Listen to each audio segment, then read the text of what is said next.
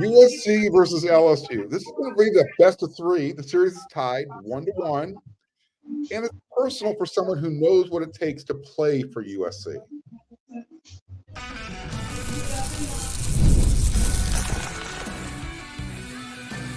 You are Locked On Trojans, your daily podcast on the USC Trojans. Part of the Locked On Podcast Network, your team every day.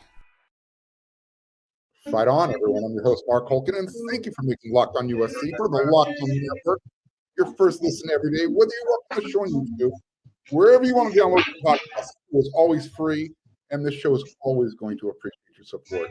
If you are watching on YouTube, don't forget to subscribe, hit like. That way you don't miss an episode. Today's episode is brought to you by 5 Hour Energy, and 5 Hour Energy fixes that tired fast. With zero sugar and a convenient part of the size, it's the perfect pick-me-up for getting stuff done. Go to 5hourenergy.com and use promo code LOCKEDONCFB to receive 20% off your order.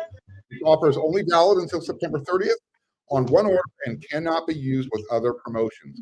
Go to 5hourenergy.com today. All right, I'm coming to you from Viva Las Vegas. I made it. On my flight over here, there were a few Trojan fans. I think I even saw an LSU fan. Turns out, one of my everyday viewers knows a thing or two about football. He should. He played for USC. He's got some skin in the game. He left some blood on the field at Howard Jones on the Coliseum grass. He played for USC back in the early mid-'80s, which means he has a connection to Sunday's game. That's a long introduction, but not only was he a member of that 1984 team, he's also a 1985 Rose Bowl champion. I want to introduce you to Keith Biggers, a linebacker. Welcome to the show. Thank you, Mark. How's it going? Fight on, everybody. Ready for Sunday. Hey, man. Like I said, I've been waiting for this game for 20 years. So, I want to thank you for doing this. But a lot of people, like myself, the 80s is kind of a blur. So I want you to take a few moments to kind of remind everybody, tell everyone what you've been up to before we get into, Keith Biggers. Well, I was coaching a little bit, but I decided to take off the year off because of health reasons. I'm getting up there in age, man. I'm 64. Excuse me, I'm 63. Will be 64 soon, but I'm just taking it easy now. I'm just going to enjoy my kids and my grandkids now. I make chocolate, so I do that on the side. So I gotta send you something. I'm sorry. It's called Biggers Chocolate. Yeah. Oh, you've checked it out. How can people find you? Tell them how to find your business. What if they want to help support you. Well, it's not really big. It's just something I just do on the side, man. I'm considering doing it, full time and making something out of it because I've been doing it for so long as a hobby. Might as well do something about it. Because it's pretty good and it's in demand, and I'm starting to listen to a few people. So I'm going to get off my lazy butt and start making it. I'm a chocoholic, so I might be one of your customers if you make that happen. Well, let me see. I'll have to get you some of my first samples of my caramel. I've started dabbling in caramel. Yeah. Where to go? I'll be there. All right, let's do this. Let's do this, Keith. Let's do a quick "This Is Your Life." Okay. For the fans who might not know USC from back in the day when you were playing, and just for context purposes, I was a senior in high school in 1985. So again, everything to me is kind of a blur. Trying to remember back. Tell everybody how you came to USC. Talk about your journey, how you came to USC and started playing for the Trojans. Well, it was a long road because I was sort of a little misfit, but via junior college, I started out at El Camino. Okay. And I'm coming out of Sarah High School, first of all, when Sarah High School was all boys. So, I had a disciplined ball program, but no girls. And so when I got to El Camino, it got kind of a little wild there because they pretty girls everywhere. So I kind of got lost in the sauce a little bit. And after my first year, which was pretty successful, I got ineligible. And so, yeah, I started partying and disappearing on my parents and everything, and headed down the wrong path. And so my uncle and my aunt, my mom got together and decided to pull me out to Mount San Antonio. But the way they did it was so vicious, man. I was coming in for one of my adventures from one of the cities on virtually no money, just going. And I noticed my uncle's car there, and I said, "Oh my goodness, he only comes here for certain occasions and reasons. I hope I'm not one of them." And yeah, I was one of them. So they were telling me that, I'm going down the wrong path. Before I know it, I'm going to end up in the wrong places with the wrong people. So I need to get out of LA. And so I took a trip out to Mount Sac. I met the head coach, and he played a double whammy on me. "Oh, we really don't need you. We don't think you're all that good. You can work that good." And they just challenged my ego to the break. I'm like, "Wait a minute, who does I think he's talking to?" And so he says, "Well, you think you could come here?" I said, "Yeah, I think so." And so my uncle takes me back to the house. We'll go back to my aunt, and she feeds me dinner. And we had another talk, and he was like, "So you think you like it here?" I said, "Yeah. Can you drive me back to my house to go get my stuff?" And he says, "Well, here's the keys. Go out and pack your stuff out the trunk." Because they knew. And once I got home, I was in the front door and out the back door, and you wasn't going to see me for another 3 weeks. So you played at Mount Sac. Eventually, you made your way to USC. Who were some of the other players that you played with? Some names that people would remember. I remember you were part of that Rose Bowl team.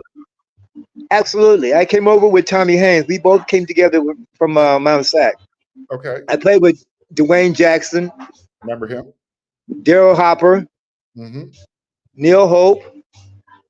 Brian Luft. Matt Court. Dwayne Bickett.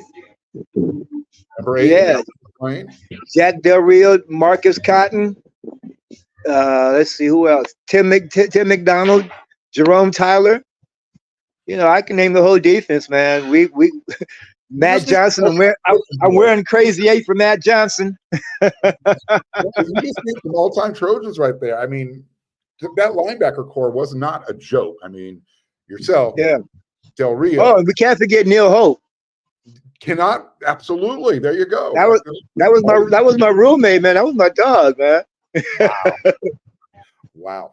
Now, 1984. Let's start getting into the LSU game a little bit. They came out to LA. USC didn't have a good day that year.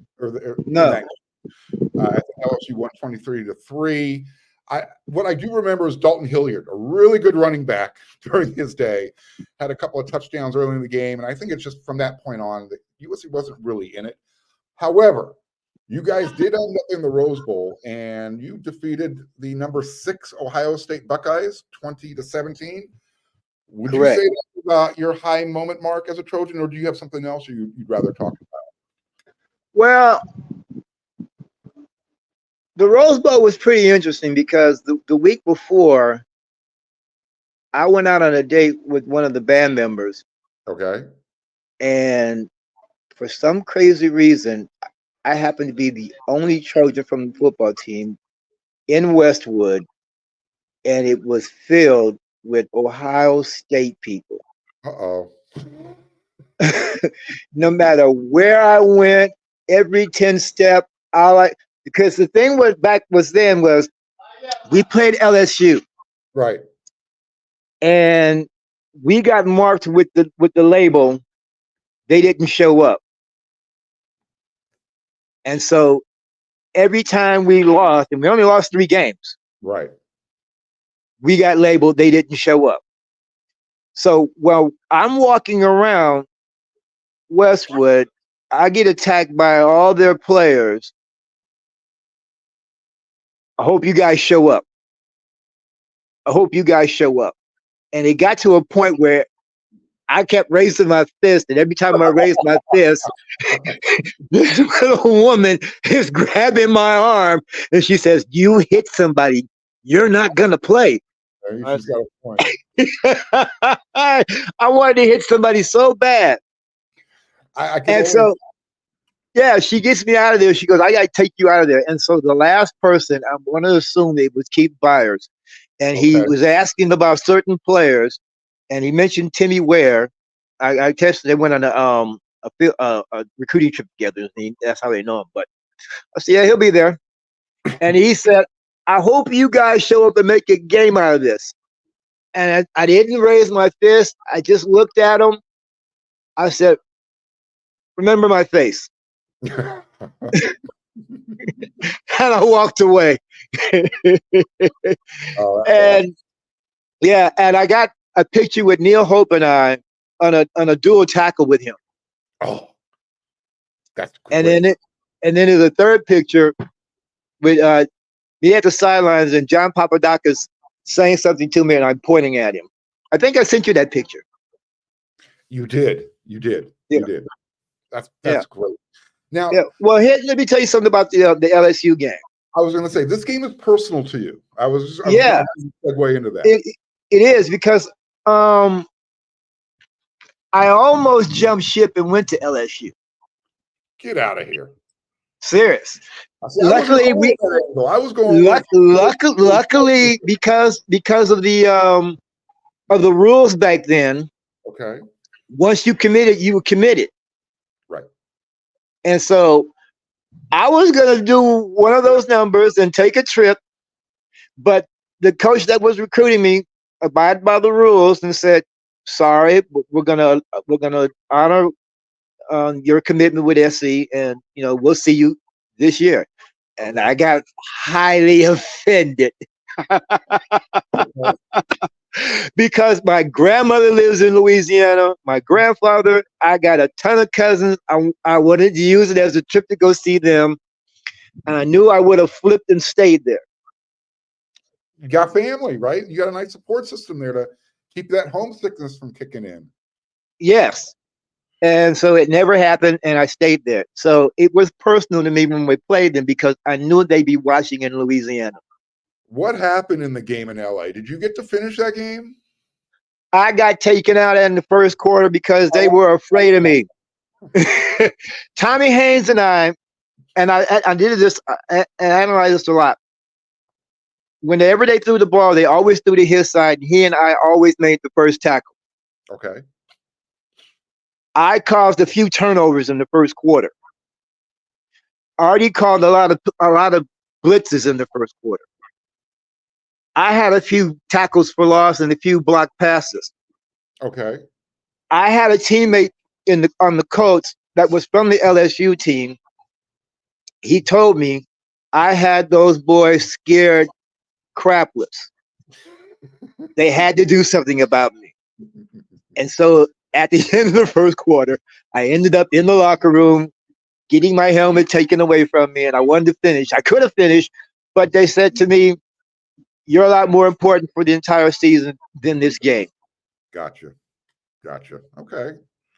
All right. Well, hey, I guess it worked out in the end. You played in the Rose Bowl. You ended up a champion. And by the way, before we move on to the next segment, we start talking about this year's game.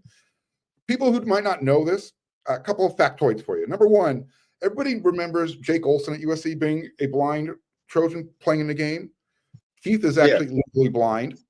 He played 2 years at USC, and he never attended a spring camp. He came into USC as a starter. That's how good he was coming out of Mount Sac. So this is a dude right here. All right, like I said, we're gonna start getting into this year's game. I know I've been waiting for this since 2003, 2004. For me, this is 20 years in the making. Series is tied 1-1. This game, will it settle the score? We're going to talk about that. Oh, absolutely, man. So, warmer, sunnier days, barbecue time, whatever. You want to eat, but you also want to eat well, and it's time to fuel up with Factor's no prep, no mess meals. In fact, you don't have to barbecue. They're going to cook the meal for you. Meet your wellness goals in time for summer thanks to the menu of chef-crafted meals with options like Calorie Smart, Protein Plus, and even keto-based. Factor's fresh, never frozen meals are dietitian approved and ready to eat in just 2 minutes. So no matter how busy you are, you always have the time to enjoy nutritious, great tasting meals. Make today the day to kickstart a new healthy routine. Stop procrastinating. Start today. Make your day delicious from breakfast to dessert. Stay fueled with easy, nutritious options.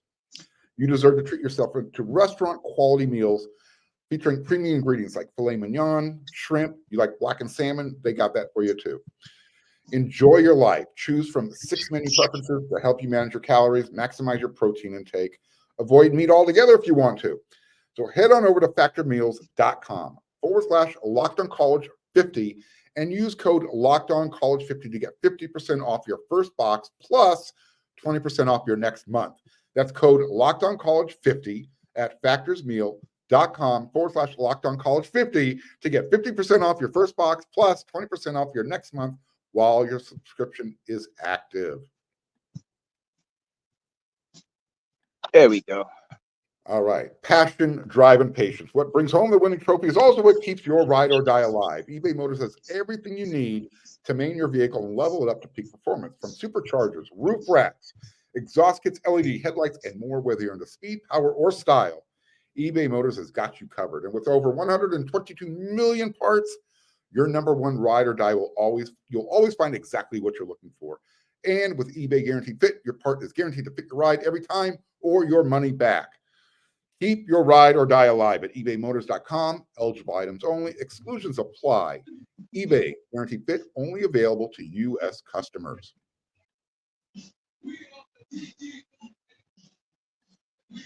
All right, got all that out of the way. So, Keith, I want to use your football acumen, your brain. Let's start breaking down this Sunday's matchup. But before we do that, actually, I want to kind of preface it. Give me your thoughts on Lincoln Riley and this coaching staff, kind of how it started a couple years ago and how you see it where it is today. Real quickly, where do you see that? Well, compared to last year, man, it's night and day. And believe it or not, I don't really have to see a whole lot to know what the improvements have been. Just the fact that they've gained weight and the little clips that I've seen. Right. Oh my God. They look like a team again, right? People have been underestimating USC and selling them well short. I expect a lot of improvement on defense, especially in the line. Yeah. It's not going to be that punching bag business that LSU think it is. I mean, come on, let's be real about it. These guys have been, all they've been hearing is your defense stinks, your defense sucks, your defense this, your defense that. You don't think that works on somebody's mentality? Let me give you an example. We had the worst season in '83, and I had. Here's another thing. I had busted my knee after the third game, so I sat out the rest of that season. '83. I never really had a season after '83. Okay. In '83, so all I had to hear was, "Your team stinks. Your team sucks. Your team stinks. Your team sucks. Your team can't tackle." So I'm in the training room and I'm hearing all this on the outside and I'm working my way back. And I got in their ear. So if one man can get in their ear to make a change and realize the mistakes that they did and to open up their eyes to the horizons that's ahead of them, okay. Lincoln Riley has done that with this new staff. You know, with Lynn, I mean, Jesus Christ. The way he shut down SC last year and a few other teams, man. And now he's got better cars to deal with in the parking lot, man. He's gonna blow the 405 wide open. Well, you know what's funny is people say, well, you know what, USC doesn't have a Liatu Latu or the Murphy twins that were in the middle. Don't need them. Thank you. I asked Coach Lynn straight up the other day at practice last week. I said, you know, what's the biggest difference between USC and UCLA at the same point in fall camp compared to last year when you're in Westwood? He said, well, number one, I inherited better players at USC than what I had at UCLA. I'm thinking, okay, Well, if that's the case, I know your X's and O's worked really well against USC last year. You're giving me you're giving me a lot of hope for this season. Absolutely. It was so hard to watch that defense, Keith.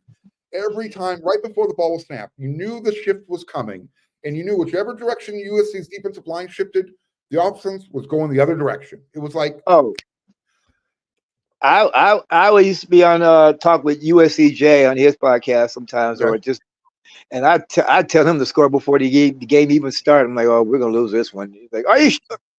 Come on, man. I said I've dyed cardinal and gold. I bleed it, but if I call it as I see it, I'm not gonna lie. If we stink, we stink. If we good, we good.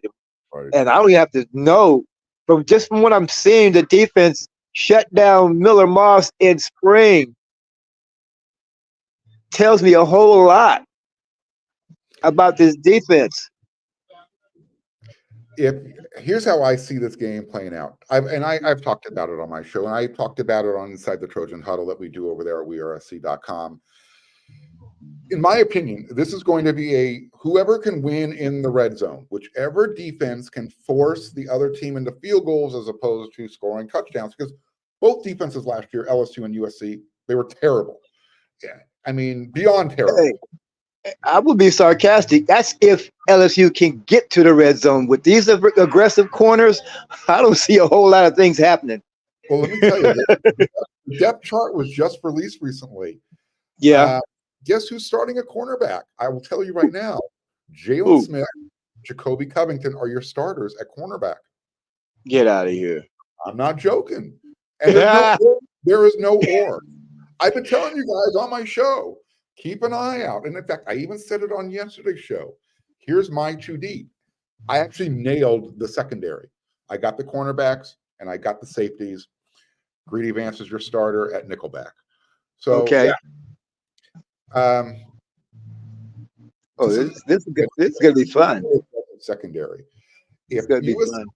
If USC can stop the run, force those guys to go laterally, not run up the middle like everybody was doing against USC last year, LSU's going to have a really tough time moving the ball because USC's strength in their defense is in that secondary.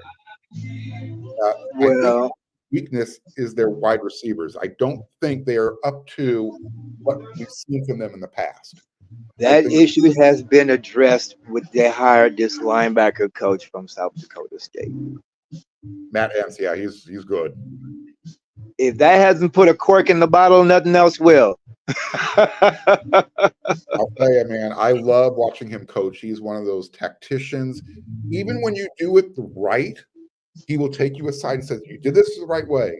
But if you would have done it just like this, it would have been perfect. Sounds like Artie Gigantino through and through, man. Coach Lynn. Right is never right. Whenever I see Coach Lynn, I'm thinking, that dude plays defense or he coaches defense. To me, he looks like a retired wide receiver. But he's got something going on upstairs where he's got those players doing what needs to be done. So I'm excited. Again, if USC's defensive line can hold up, and if they can get pressure on LSU's offensive line, this is the key. Right. They've got 2 All-American bookends. Well, 2 NFL draft picks at tackle.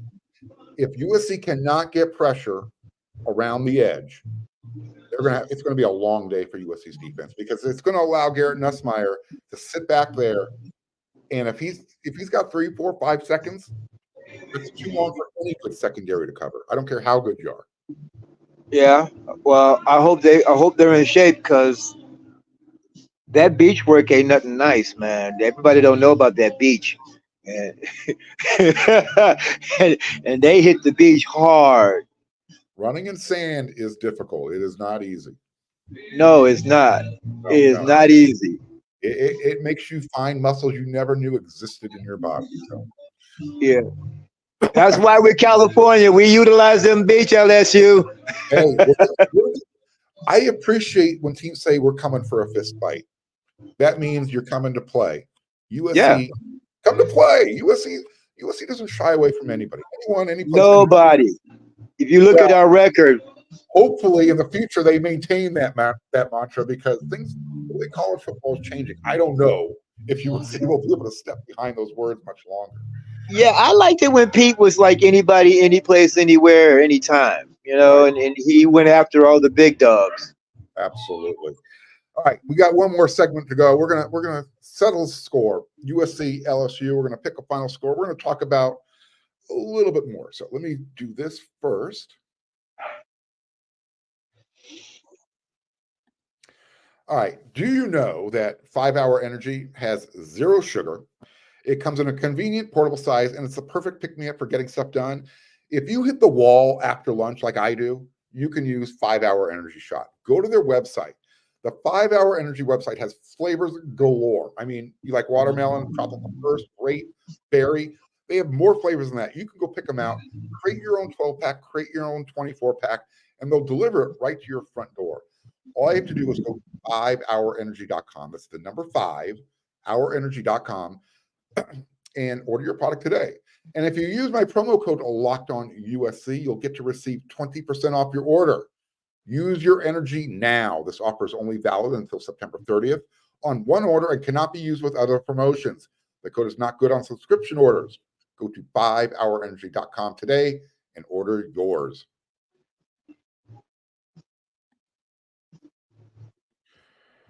All right. Will this settle the score, Keith? USC won down in Baton Rouge down in 1979, led to a national championship. Obviously, LSU won in LA 1984. You know that well. They split the national championship in 2003, 2004. They should have played each other. I will go to my grade.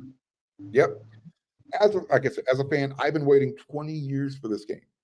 I know LSU fans are geeked up. They told me while I was waiting for my Lyft ride to come over to the hotel. When one fan asked me, goes, "How many fans do you think USC's bringing?" I said, I think it'll be 60-40 for LA. It's almost like I spit Will Campbell's face. He was offended.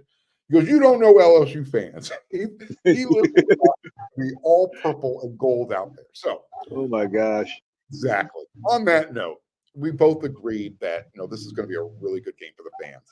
Cannot wait for Sunday, was what we both said to each other before we parted ways. Here's my question for you. What do you need to see from USC, win or lose, to say this program's going in the right direction? And then we're going to pick a final score for the game. Pressure from the defensive line. Okay. That's all. They need pressure from the D-line. They don't need to give up these big yards, 7, 8 yards a crack. If they can hold them to 2, 3 yards a pop, -7, -4, I'm happy. But they can't. It's the line that makes the difference in this game. When you reflect back to the USC UCLA game last year, what did Lynn's defensive line, show you that it's like, why is that giving USC so many problems, and how is he going to bring that over to USC? I saw a lot of confusion on the line because they couldn't block, and that was not in character of USC. Yeah, it was crazy to watch. And which created turnovers for the defensive backs. Right. So I expect to see the same thing. Okay. Outside rushing. Jamel Muhammad, oh my gosh, that's a monster. He plays with that chip on his shoulder, and I love talking to him during interview sessions. Yeah. He's very candid. He doesn't hold anything back, but at the same time, he chooses his words wisely. He will never throw his teammates under the bus, but at the same time, he will be conveying a message on this is what we need to do better to make it happen. I like him. He's a disciplined ball player. Yeah, very smart individual as well. Absolutely. I expect Mason Cobb to have a big game. Okay. I expect him to have a big game. Him and Gentry. Gentry's going to make them that angry giraffe comeback.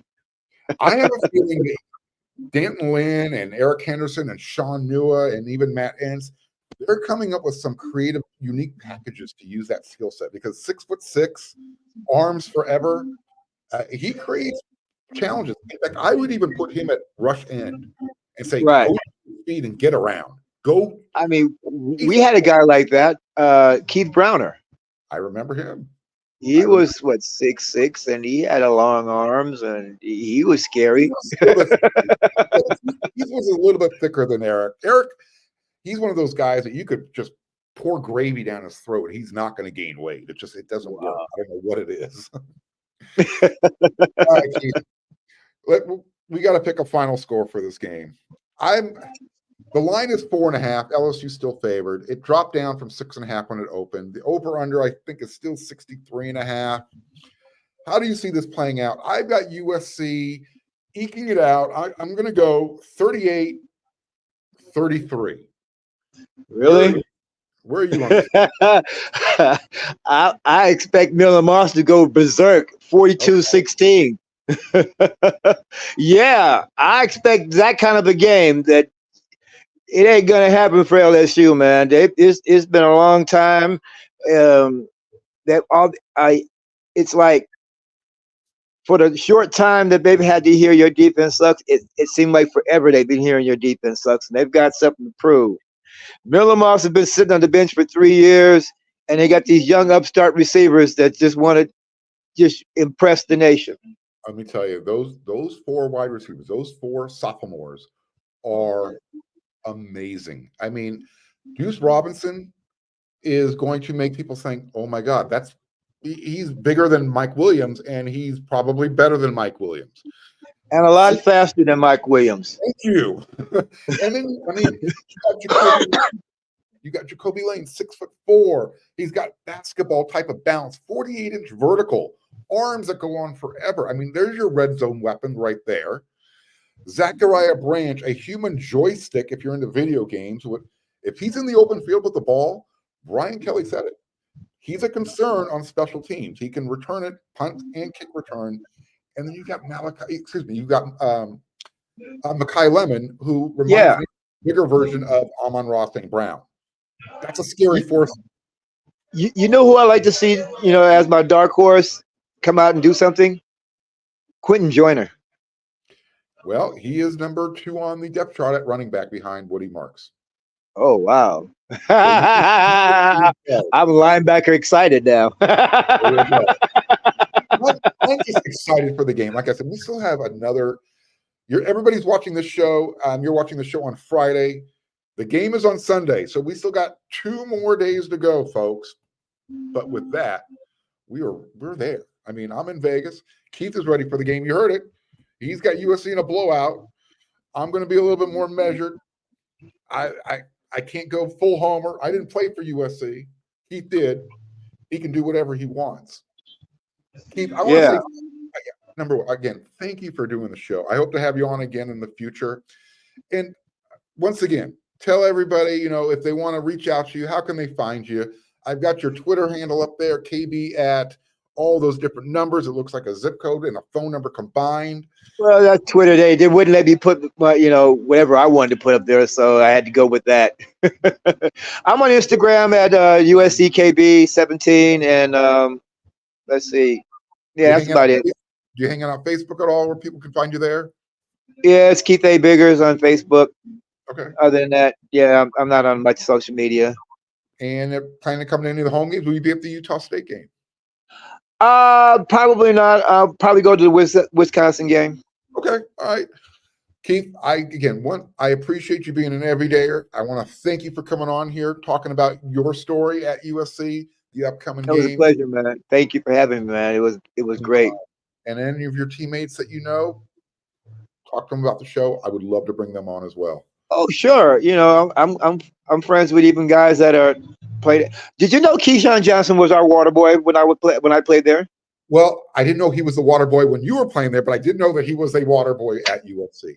You guys have very similar. Yeah, I got a real quick story for you about Keyshawn. Go for it. He had a bet with Sean Salisbury that he can catch his hardest pass. I don't know what the bet was pertaining to, but Keyshawn was like maybe 9 years old, maybe 10. And he was standing about 15, 20 yards from Sean. He told Sean to throw it as hard as he could, and he was going to catch it. Okay. When he caught it, Sean rifled it And I'm like, I felt so bad for Keyshawn.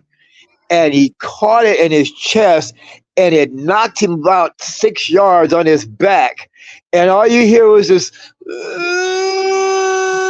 and he's crying. And everyone rushing, Keyshawn, you all right? You all right? And Keyshawn sits up and he holds the ball up and says, yeah, I caught it. Give me the damn ball, Keyshawn.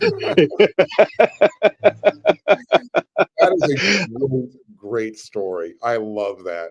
That's amazing. Yeah, whatever the bet was, Keyshawn wanted to win, and that just shows you how bad Keyshawn likes to win.